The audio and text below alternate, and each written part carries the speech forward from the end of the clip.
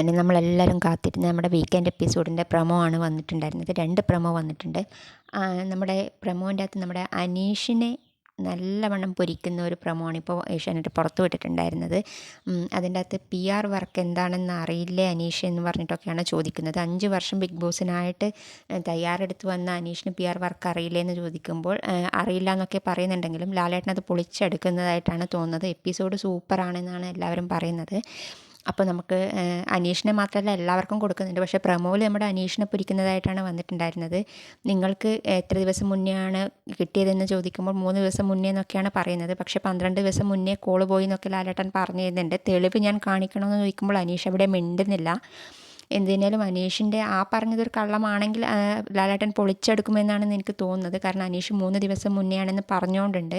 അപ്പോൾ അത് പൊളിച്ചെടുക്കുന്ന രീതിയിലുള്ളൊരു പ്രൊമോ ആണ് വന്നിട്ടുള്ളത്. അപ്പോൾ അടുത്ത പ്രൊമോക്കായിട്ട് നമുക്ക് വെയിറ്റ് ചെയ്യാം. ആരെയാണ് പൊരിക്കുന്നത് എന്നുള്ള പ്രൊമോക്ക് വെയിറ്റ് ചെയ്യാം.